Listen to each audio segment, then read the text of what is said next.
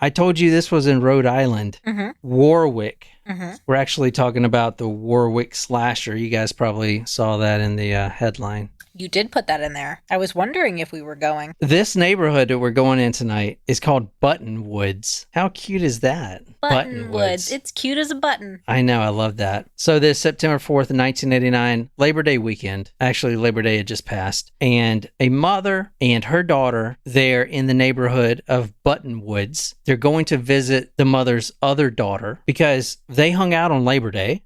Everything was fine. She hung out with her daughter and her 2 granddaughters. But she's been calling for the past 3 days and has gotten nothing. So now she's worried. Mom's worried that daughter is not doing okay. She's not answering the phone. Something's not right. And mom is also separated. Okay. It's good to know. So the mother gets her other daughter to go with her. They go over to her other daughter's house in Buttonwoods. This is in Warwick, Rhode Island. I've heard of Buttonwoods. It's just like a subdivision. I mean, everything in Rhode Island is like less than an hour away because it's just such a small state, you know? It's tiny. Teeny tiny. I honestly think this is the first killer we've covered in Rhode Island. Probably. I cannot for the life of me think of a case that we've even covered from Rhode Island. I honestly can't. People don't stay in Rhode Island. What do you mean? Why not? Why wouldn't they stay in Rhode Island? There's not a lot there. Small. What's the population of Rhode Island? Do you know? I don't know. 95 Metropolitan Drive. This is the house right here that we're going to tonight. This cute little car. Oh my God. Are you serious? Yo, clean out your car, man. That is terrible. I mean, that shit's in the driver's seat too, isn't it? Is it laundry? Trash. Jesus Christ. All right. Well, that was interesting. The killer's car? No, can't be. Let's back out. So this is the neighborhood right there. You see the house. So it's pretty dense, and there's a lot of houses in here. This is, at the time at least, upper middle class. This is around noontime. The mother knocks on the door, and she's with her other daughter because they have no idea why the sister will not pick up the phone. Her name is Joan Heaton, 39 years old. She has 2 kids, 2 small girls, a 10-year-old and 8-year-old. No one's picking up the phone. Their car's at the house. You just saw the house. The car's at the house. Knock, knock, knock. Nothing. Eventually, they find their way in through a window, and they're hit immediately with what? A baseball bat. No, I'm just kidding. They're hit immediately with that putrid smell. I said it's been 3 days. It's been 3 days since she has talked to her daughter or the grandchildren. 3 days. So 3 days, and this is in September, the 1st of September. 3 days of sitting in a house, not being ventilated. I mean, the air's on, but it's not, pumping too hard.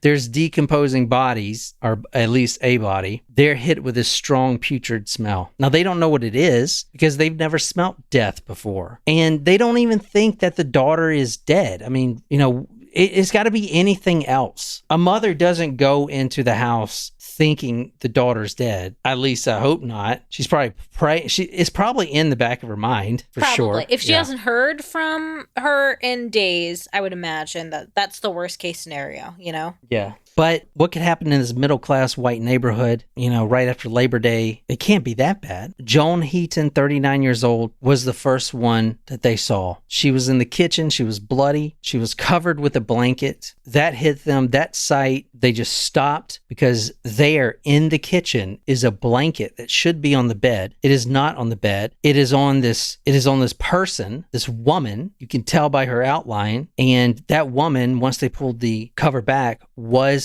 the daughter, and she was quite dead, and an unspeakable scene it was. She was stabbed 57 times. Jesus. She was in a short nightshirt and underwear clad, and, quote, blood soaking into the carpet beneath her, end quote. She sustained 57 stab wounds. Joan, a little bit about her, we'll talk more about her, but she's going through a separation. She's got the kids. She has a house that she is trying to make home for her daughters.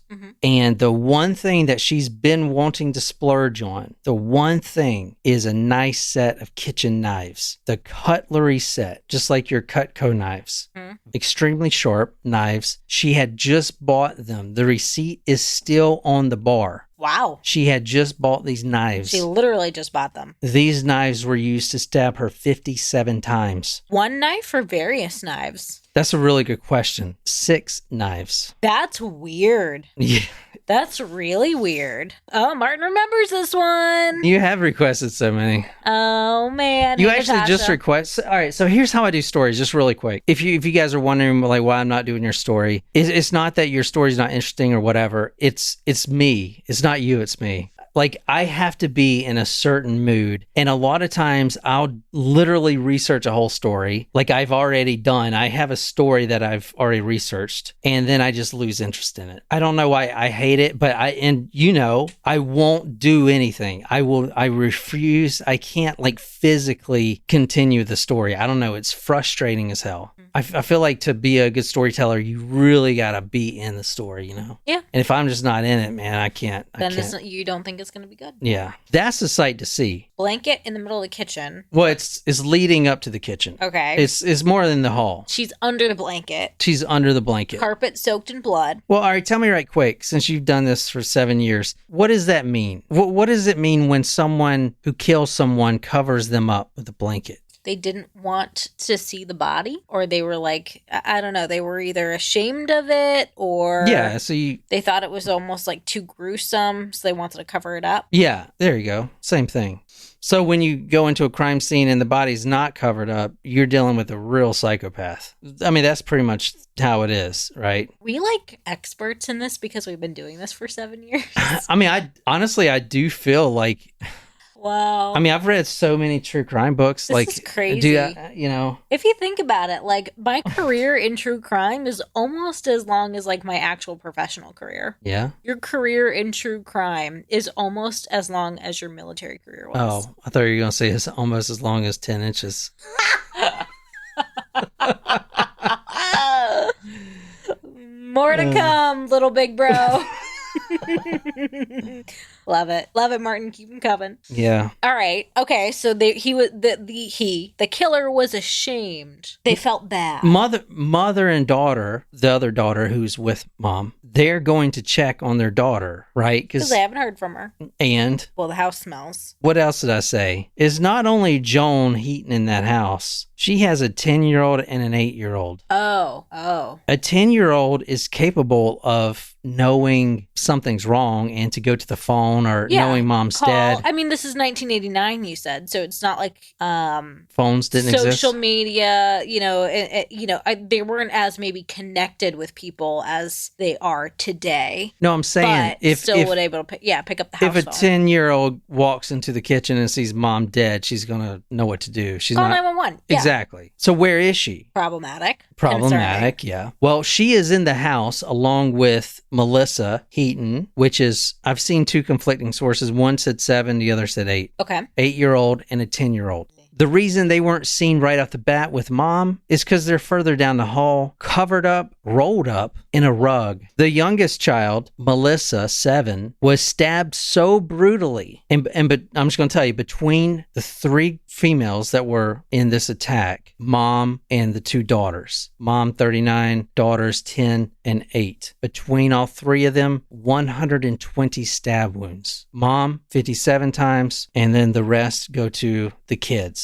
Melissa Heaton, the youngest of the sisters, was stabbed so brutally, and I'll always say this, right? And this is true, it's in the autopsy report. Usually, it's stabbed so brutally that the tip of the knife is bent. Not in this case. Number one, I said these are brand new knives. This is a brand new top-of-the-line cutlery set. It wasn't bent, but that knife in her throat, the entire blade was broken off inside of her throat. That is holy shit. That is how brutal and how angry this 7-year-old girl was stabbed. Oh my God, that's awful. Her skull crushed. The weapon to do that was the kitchen stool laying right by her body. From the Unknown Darkness by Craig O. McCrary, it appeared that the youngest daughter, 8-year-old Melissa, had seen her mother struggling with someone and, when intercepted, had been running for the phone. She'd been stabbed repeatedly and had her head bashed in with a footstool, covered in blood next to her. 120 stab wounds between mom and 2 girls. Wow. Joan, stabbed 57 times, killed in the kitchen. Jennifer, 10 years old, stabbed 62 times. Witnessed, she was the first to witness the mother being killed, assaulted, and fighting back. All right. She wakes up first because when this is happening, it's in the middle of the night. I said when they're found 3 days later during the day, but when the murder happened, it was wee hours, right? Mm-hmm. So Jennifer Heaton, 10 years old, hears something in the kitchen, mom fighting off this stranger, this intruder, and she runs for the phone, and that's when the intruder comes for her as well. She was stabbed 62 times after witnessing her own mother being stabbed to death. Jesus Christ. Melissa Heaton, the 8-year-old youngest child, skull crushed, stabbed 30 times. She also witnessed the murder of mom and sister. She was the last to be killed. Between all three, 127 stab wounds with 6 different knives. Kind of crazy. It makes you wonder with the multiple knives if it was multiple people and the all of those wounds was there more than one person involved? I mean, yes, but think about it. They got 2 hands. Yeah, but that's saying that multiple people are okay with stabbing to death a 7-year-old. True. And usually you don't find more than one person okay with that. I don't know. We've covered a couple couples, That's about all I can think of. Let's talk about what was at the scene. Bloody handprint. One bloody handprint. Okay. The window was open, ajar, above the kitchen. And it's one of those windows that is higher above the kitchen. So you would have to be athletic. It's not just stand, open the window, jump in. It's pull a bucket over, get on said bucket, open the window, do a little jump, do a pull-up motion, get yourself in. So since the mother and daughter who are in the crime scene now, seeing their dead daughter and granddaughters, they didn't unlock the door. The door was locked. They got in through a side window, okay? But they had to break it open, break the little latch. What I'm trying to say is this house in Buttonwoods was pretty buttoned up. The only window that was ajar was right above the kitchen, and you'd have to be athletic to get it. Okay. This is important because let's build a profile. Okay, whoever did this is athletic. Okay. All right. It seemed like this is what happened. He jumped up, or she jumped through the window, the smaller window, and beneath the window, inside of the house, in the kitchen, was a kitchen table. The suspect, the killer, puts his foot down on the table to get, he's entering the home while everyone's sleeping. Mm-hmm. This is in the wee hours. He puts his foot down, he stands on the table. He is being extremely quiet, cat-like, doing whatever he wants to do there. He's owning the house type of thing, trying to be quiet, doesn't want to wake anyone up. And the table breaks, causing a loud noise. Mom hears the noise. Mom comes into the kitchen, sees this stranger. That tells you another piece of information for the detectives who are trying to figure out this case. Whoever did this was climbing through this window quietly, had stepped on the table, and must weigh more than the table can support if the table is broken. Mm-hmm. So now you got 2 things, and that's it was a pretty large table. This suspect is athletic. He's got to weigh over 240 pounds. He's a big boy to do this. Okay. That's the 2 things they got right now. There's also, from what they're going to figure out, they don't know it yet, but they run all the forensic tests on the blood splatter, and they noticed one bloody spot that the blood was neither mom's or her daughter's. Okay. So perhaps a defensive wound. The killer had cut himself. Yeah. Or whatever. It's gotta be the killer's. Yeah. Exactly. That's huge. That is huge. Which means what? Well, if the killer cut himself because he did use 6 different knives, it would be kind of hard not to cut yourself. So much confusion, so much stabbing, 120 times. That's a lot of knife wielding. Yeah. You're looking for what? Maybe someone with a cut hand? Yeah. Or cut somewhere? Arm or something, yep. So now you got 3 things you're looking for. Big guy, athletic. With a cut, probably on his hand, or somewhere Arm, where, whatever. There's also a sock print. This killer took his shoes off, entered the home, and left a sock print. This sock was a size 13. Big feet. Big feet. Thinking of that 10-inch thing. I knew it. Me too. Now, these are small town cops. I'm not trying to downplay their ability, because if it wasn't for this detective, if it wasn't for this cop and his determination to bring a killer to justice, then this wouldn't have been solved. But these are really smart cops. They're just not really trained for this. Like we said earlier, I cannot remember even one murder that we've covered in Rhode Island. They don't do murders. Not many people. Or at least in this section of Warwick and Buttonwoods. So he did what I think is very noble, this detective, Bill McDonald, and I wish a lot of other detectives would follow suit. Unfortunately, a lot of times they don't, but he contacted the FBI. You know, a lot of people don't want to do that because they don't want interference from another federal agency. They don't want the agency to take over their case. They don't want this, that, not get any credit, whatever it is. Yeah. He doesn't care. He just wants justice for Joan and her daughters. He asked the FBI for a profile because that was big in 1989. Mm-hmm. In fact, the book we're reading from tonight is from the FBI profiler who covered this case. Ooh. So one of the things that the profiler asked the detective is, okay, this, after seeing the crime scene footage, this is a savage, a brutal attack. This is terrible. It is violent, beyond violent. The knife was broken off. The blade was broken off into the 7-year-old's neck. It is extremely brutal, undescribable, unspeakable. Tell me, in your memory, has there been any other murders like this in this city of Warwick or even in Rhode Island that have been this savage? A break-in that leads to this savage murder. And Detective Bill McDonald says, well, actually, yeah, it has been.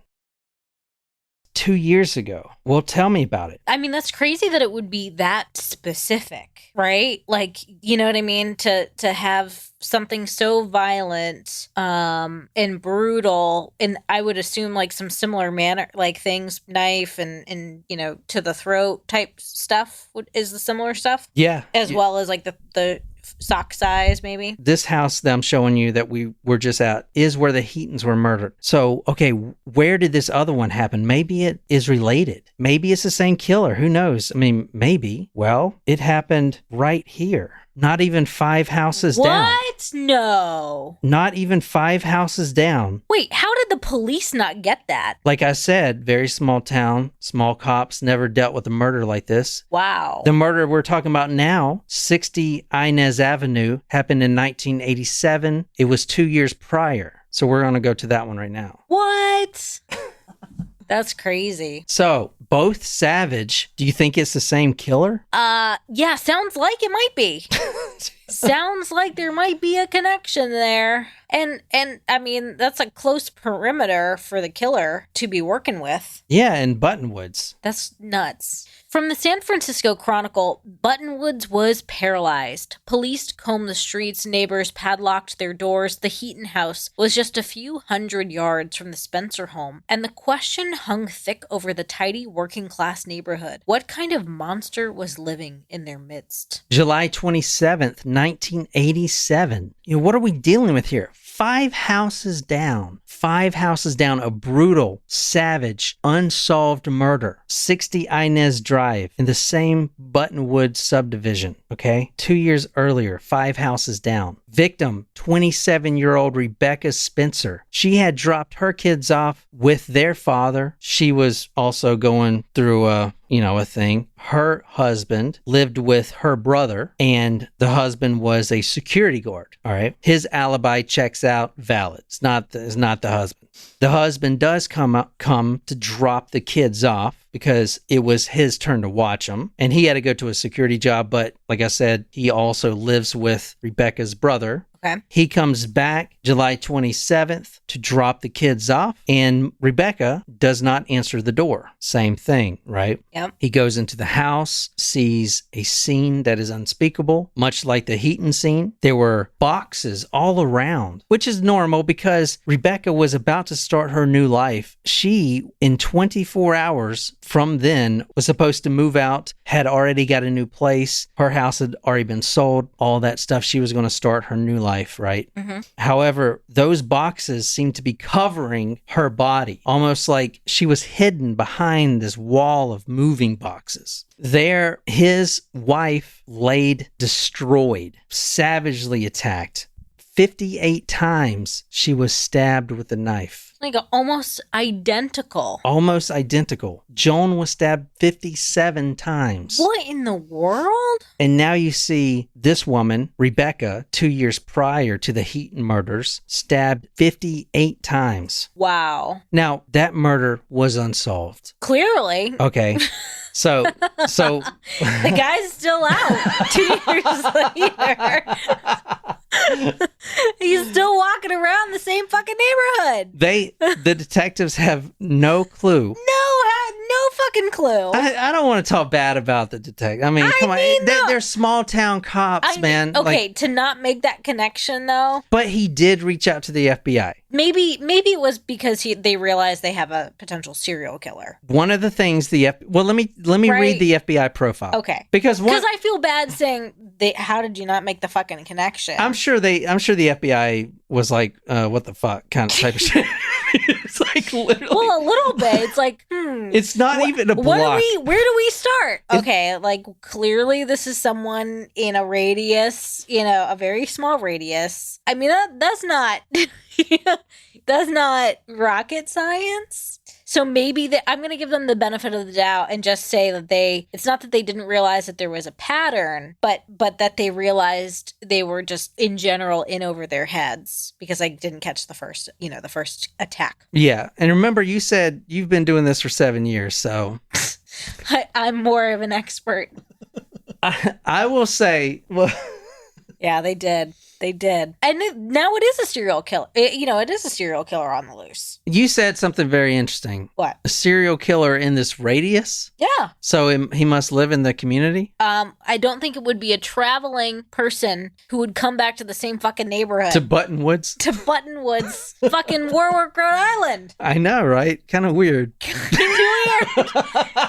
of weird. I would say we're looking, a mile within that perimeter there. Poor Detective McDonald. An athletic size 13. I don't know. This isn't. This again, Rhode Island's small. I know. Okay, I know, This is dude. not This should be very narrow. Very narrow. One of the main important things that God the bless. FBI profile did uncover, which, I mean, I would say in hindsight is obvious, but I don't know. Is it obvious to you guys? The killer lives in the neighborhood.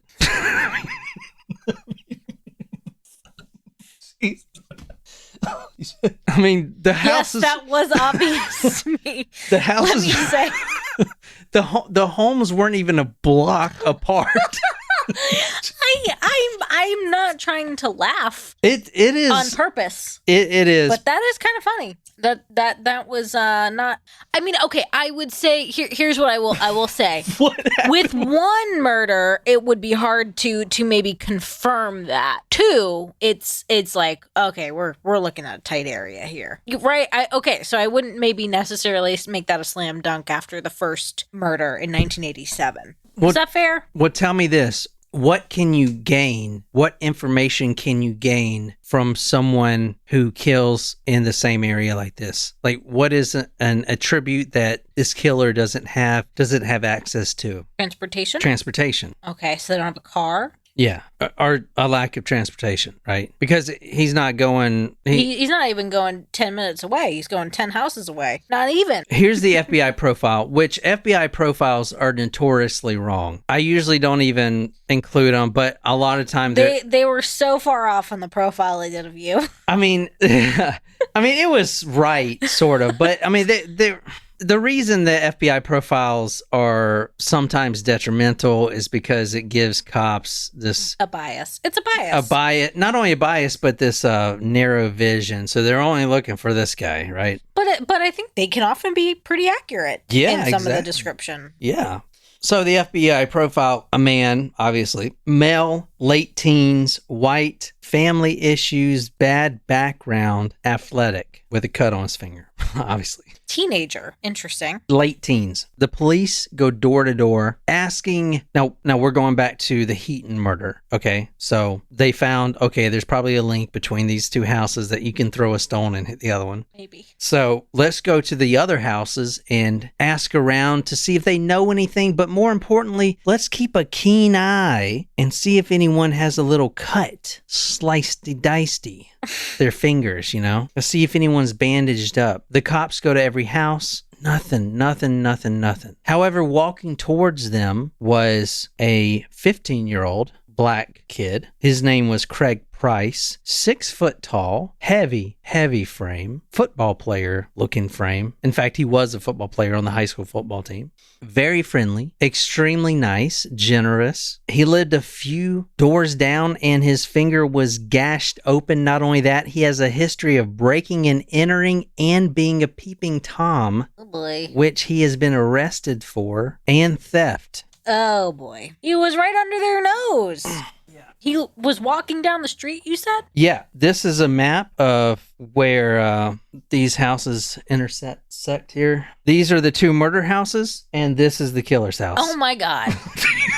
A 15-year-old. That's right down the street. No, he's next door. Yeah, That's next door. Like, is there even a house in between?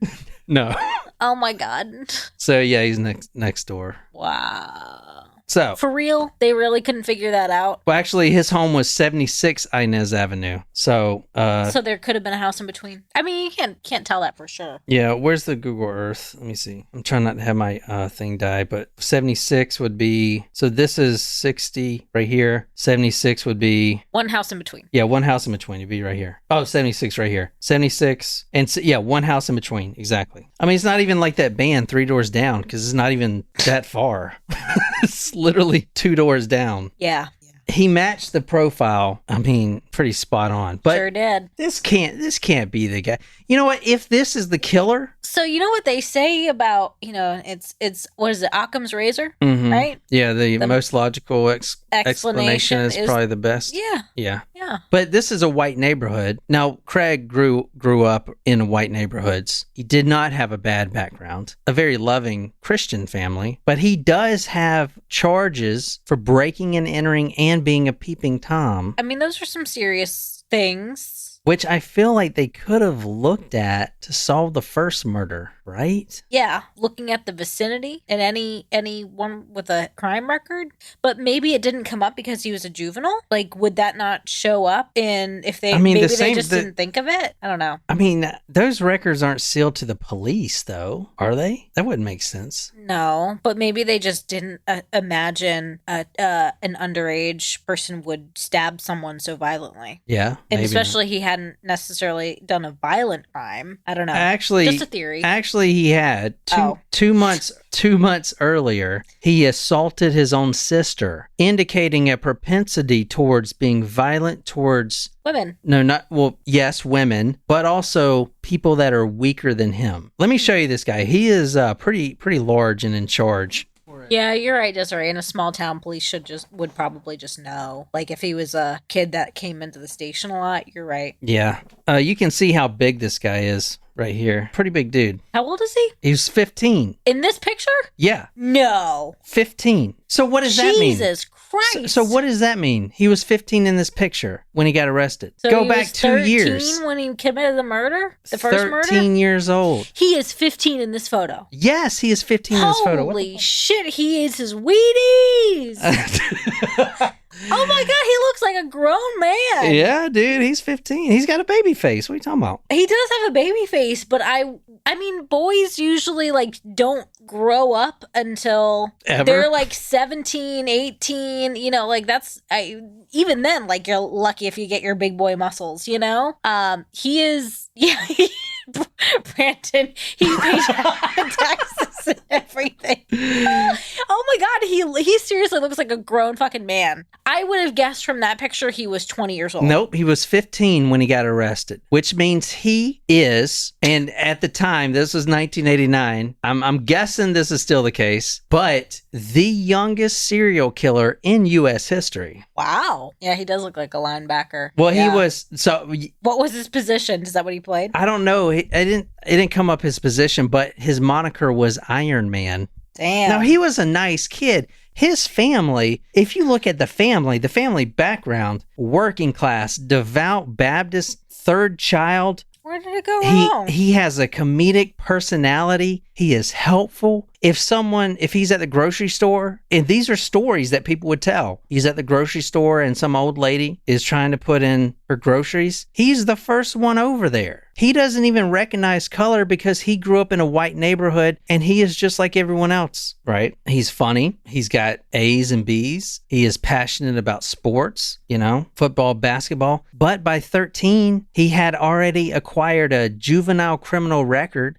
Breaking and entering, robbery, assault, peeping Tom at 13. That's not good. No. He also had began experimenting with marijuana. The devil's lettuce. Or like people in the South call it, dope. It'll make you do bad things. Or drugs. Drugs. And I feel like this was just one big commercial, like Dare commercial.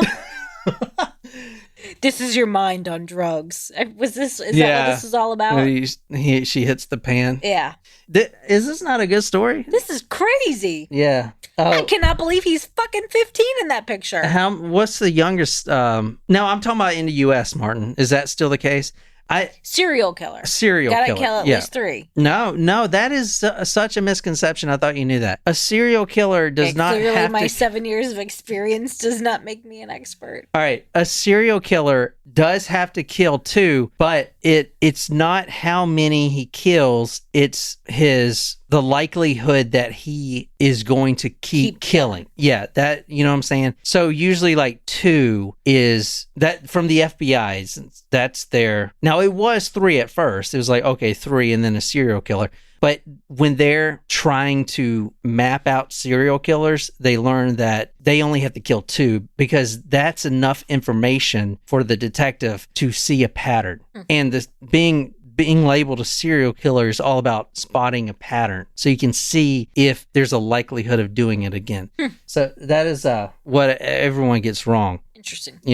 But yeah, crazy, right? In 1989, the youngest serial killer in FBI history, or in U.S. history. Nuts. Great family background, loving parents. He joined a gang though, and he's just a big kid. He's the nicest kid ever, but he's got a violent streak, and he likes to impose his stoutness on weaker individuals. And he's a peeping Tom. Now, he was experimenting with marijuana and LSD, and while he was peeping into women's windows, and there has been calls in the neighborhood about a peeping Tom.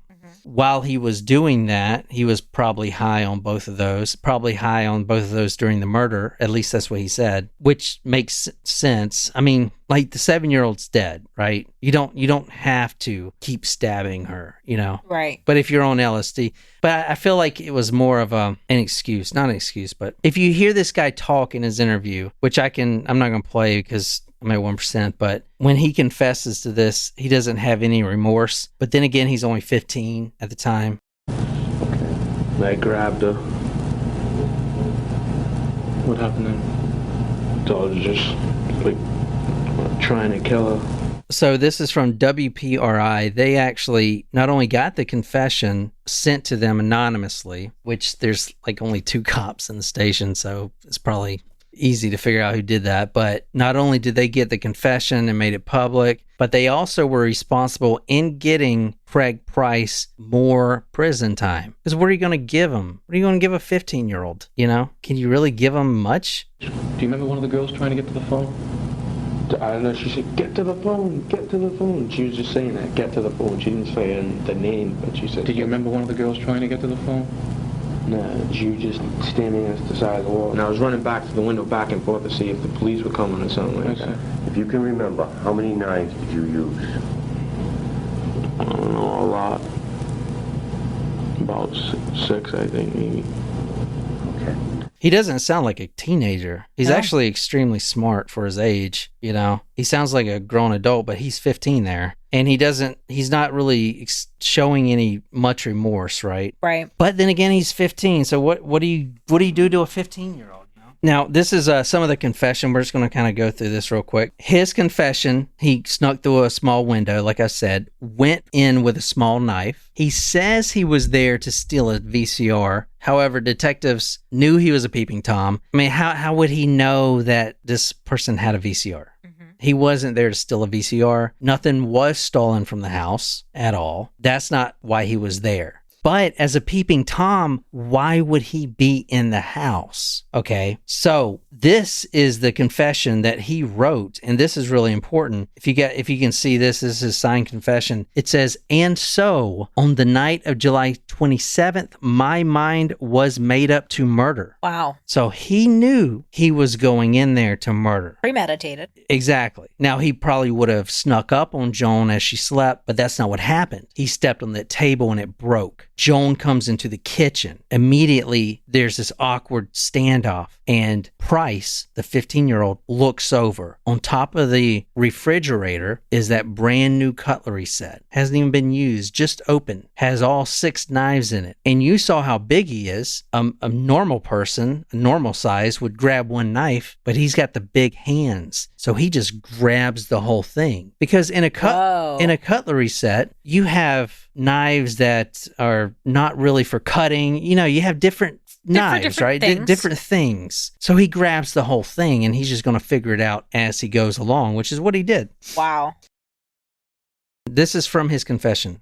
Yeah, and then things just got hectic after that. She didn't say anything. She was just trying, soon as she seen me, run the other way, break the other way, and I grabbed her. I was just trying to kill her. And you heard you heard his demeanor talking. So he doesn't really sound like he cares too much, does he? No. The eldest daughter wakes up, sees mom in the kitchen, struggling, fighting, trying to fight off this intruder. She starts shouting, "Go to the phone, get to the phone." That's when the eldest daughter runs to the phone and is intercepted by Price. Now, mom is already stabbed. She is dying, so she can't really do anything. But at this time, Price is running because the situation is really chaotic. Got to stab mom, got to kill this new person who entered the kitchen, 10-year-old. And now an 8-year-old's going to come in. That's even more. Plus, I got to run to the window every other few seconds to make sure the cops aren't coming. Mm-hmm. Because guess what? All right, go back to that. And so on the night of July 27th, my mind was made up to murder. Mm-hmm. Well, he already did this 2 years ago. And guess what? He got away with it. Mm-hmm. Think about that. This guy lives in the neighborhood. He got away with it. Yeah. The police actually admitted they had nothing. If he didn't confess to it, they had nothing. They wouldn't even be able to convict him because they had no evidence. They didn't have any evidence? Because they're not, homicides do not happen in here. That's why they contacted the FBI. But there was evidence. His blood, the shoes? That was on the second crime scene. Oh, you mean for the first? For the first one, sorry. Yeah. Got it. He grabs the knives. When asked how many he used, quote, "I don't know, a lot, about 6. Mom starts fighting back, biting him. She bit me. You can see the mark right there. She bit me there and I bit her back. He saw the 2 girls and grabs the knives. He says he grabbed the knives and everything that I could see and put them in a towel and then put them in a bag and started chasing the girls down the hall. And that's pretty much how that story goes, right? So what's the sentence? Well, in Rhode Island, the sentence is set up to allow juveniles to learn their lesson and get back on the street, because most juveniles are not getting arrested for a triple homicide. Yeah. They're getting arrested because I had some pot. I had some pot in my Camaro. Okay, do community service, do a few years, get back on the street. Your record's erased. But now what do you do for someone who has a triple homicide? They've never seen this. They've never seen it. So they sentenced him to the maximum he could be sentenced with, which was 6 years. Wow. 6 years in the Rhode Island training school. He was going to be out by the time he was 21. Wow. Before being taken away, and there's video of this, he shouts out to the cameras that are around the courthouse, and his high school friends are there too. He says, later, when I get out, I'm going to smoke a bomber. I guess like a joint. Is that a drug reference that I don't know what that is? However, he does say that he did have remorse and, because he wrapped them in a blanket and a rug, he said, quote, I didn't want to look at that. And he did say, I lived with the guilt till I got caught, because it was about 2 weeks before they caught him. He's actually, I think this is the only murderer in history. He's actually, that law to let juveniles do a little bit of time and get back on their feet, that was amended for him. The Craig Price bill. Okay. But here's the thing, like most... It can't apply retrospectively. There you go. It's going forward. There you go. So he still gets out at 21. There you go. So now there's a problem because detectives don't want him out at 21. Too late. Well, I guess he's already been out for a long time, I guess. So they start trying to figure out ways to keep him in there. Wesley Prophet, a Massachusetts psychiatrist who examined Price on behalf of the state, wrote in 1990 that Price was a serial killer who was in a psychotic rage at the time of the murders. He is in dire need of extensive treatment, Prophet continued, and even then may not be in a position to be safely placed in the community. Now, I kind of think this is bullshit. It goes back to, like, we've talked about this. Are you a juvenile and be tried like a juvenile? Or are you going to try somebody like an adult? Which I think is kind of bullshit. Yeah, I do too. I mean, I because they, including the FBI, helped keep him in prison. All right. I think, while I don't think the sentencing would be, because normally I'm like, life in prison for murders. I don't think that should be the same sentence for juveniles. That doesn't mean I think it should be 6 years, but you know what I mean? Like there's a balance of a different level of severity. It doesn't mean they don't serve any time though, in my opinion, or yeah. The FBI profiler that wrote the book that we read from, Greg McCary, wrote a 6-page analysis to provide the courts, which I think is kind of... 6 pages isn't that long. Yeah, but I think, like you said, I mean, they're trying everything they can to keep him in prison, and that's just not the law, Right. He wasn't an adult. If he was 18, I would feel differently. Exactly. But this analysis said that, well, he's a juvenile, so when he does get out at 21, his record will be expunged.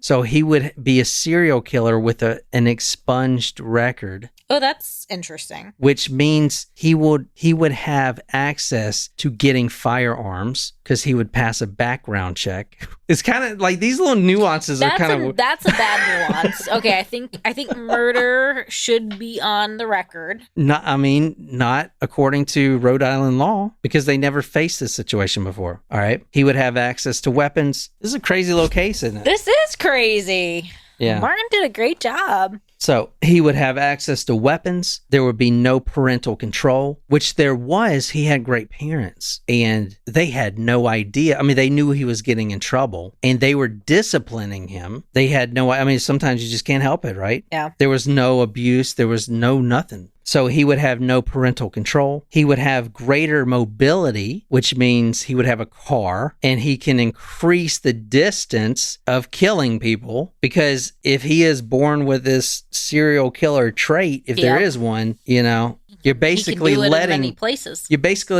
the serial killer out to do this again, Potentially. I don't know, John. Do you think rehabilitation is possible?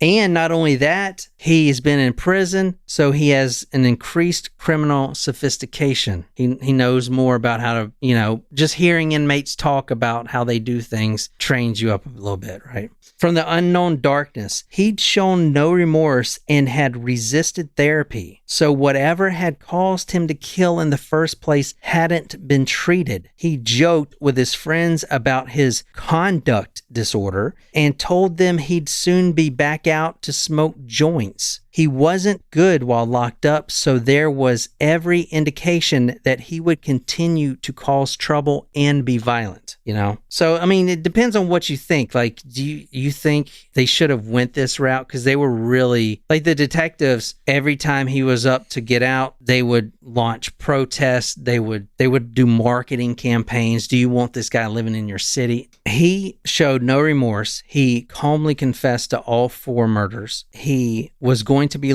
released at the age of 21. However, he is still in prison. Wow. Not because of things that the detectives done, but he's just not a good prisoner. He's violent. His latest prison extension was in 2018. He just got another 25 years for an attempted murder of another inmate. Oh, wow. He's just a very violent person. He refuses to go to therapy. He refuses to get help. So he is... I was not expecting that. So he is still in prison. Yeah, and that's him at the bottom. I don't know if you can see him, but... Wow. So, I mean... So he had the opportunity to be out. Oh, yeah. But it really had nothing to do with... He would say, and I think... Wow. I think the detectives did put him in there longer, right? Because they were looking at him like every mistake he made. It's not just trying to stab inmates and stuff. It's little mistakes. It's the fact that he didn't want therapy. Little things kept adding months and months and months. You know, these infractions, him acting up in prison. Well, it's interesting. I mean, that almost makes it seem like, well, then did they set him up to fail? Yeah, it does seem like that. And he does think that way too. And it does kind of look like that, honestly. But I mean,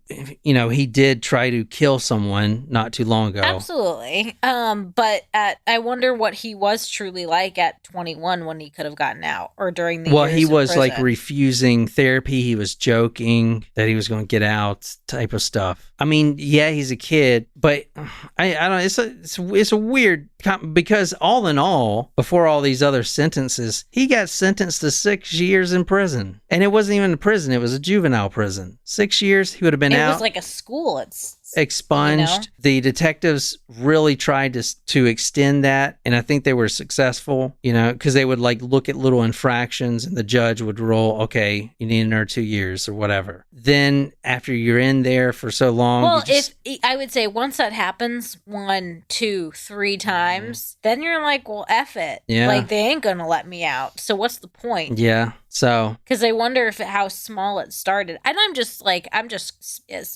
little bit of speculation there, but I mean, all right. So here's the thing. I don't know. All right, let's say he doesn't have remorse at 15. He's a psychopath. All right, you can't help that you're a psychopath. You understand that? It's not like these people wake up. Refusing therapy is significant. I know. Or other, because that could have led to medication to manage whatever he was. Yeah, if exactly. There was something like that. So I don't know. It's a very interesting case. I really appreciate you recommending it, Martin. That was nuts. Yeah. So I guess that's it. I hope you guys enjoyed that. We'll be back on, obviously, tomorrow for headlines. Try to do a story Thursday. We are going to Charlotte on Thursday, so I'm not going to promise that. But you guys are why I'm here. You guys are why I'm here. We don't really advertise or Patreon and stuff like that because you guys are our friends. You guys are here all the time, and I love it that way. So I really appreciate you guys being here, and I hope you guys enjoy it. I don't know. So that's all we got. Let's go chill out. What time is it? Like 9:30? It's bedtime. Fucking hell. It's almost 10 o'clock. Shit. We'll be back tomorrow. I love you guys. Thanks, Desiree. And until next time, good night, you lovely, lovely people.